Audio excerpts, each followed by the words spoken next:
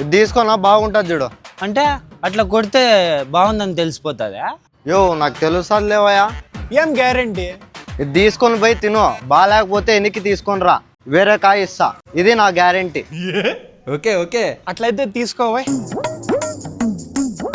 కాదబ్బా, మొబైల్ కొని 3 రోజులు అవుతుంది, అప్పుడే ప్రాబ్లం ఇస్తే ఎట్లా? లేదులేండి సార్, ఈ ప్రాబ్లంకి రిపేర్ ఉండదు. కంపెనీకి మెయిల్ పెట్టినాను, 2 డేస్లో కొత్త మొబైలే రీప్లేస్ చేసి ఇస్తారు. అట్లా అన్నావు, బాగుంది.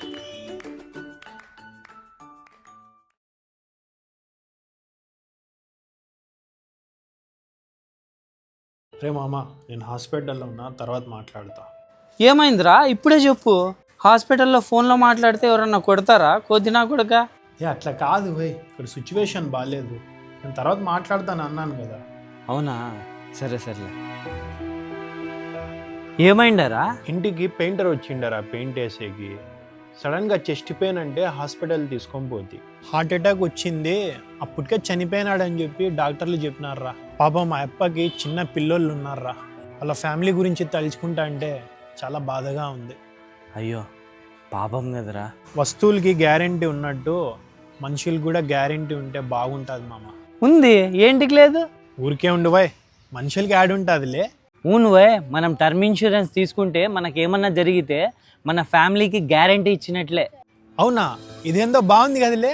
మనము కార్లకి ఇళ్ళకి ఇన్సూరెన్స్ తీసుకుంటాం, కానీ మన గురించి ఆలోచించుకోం. మనం కూడా ప్రతి ఒక్కరు టర్మ్ ఇన్సూరెన్స్ తీసుకోవాలరా. మనకేమన్నా జరిగితే మన ఫ్యామిలీకి డబ్బు రూపంలో కొంత కవరేజ్ వస్తుందిరా. కానీ డబ్బులు ఎక్కువేమో కదా.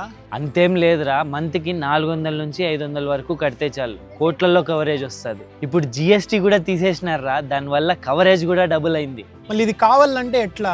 లింక్ బయోలో ఉంది, మీ ఏజ్కి తగ్గట్టు మీకు ఎంత కవరేజ్ వస్తుందో తెలుసుకోండి. అక్కడ చాలా కంపెనీస్ ఉంటాయి, మీకు నచ్చిన కంపెనీలో తీసుకోవచ్చు. కానీ నేను ఆన్లైన్లో తీసుకున్నాను, అక్కడ 15% డిస్కౌంట్ ఇస్తున్నారు.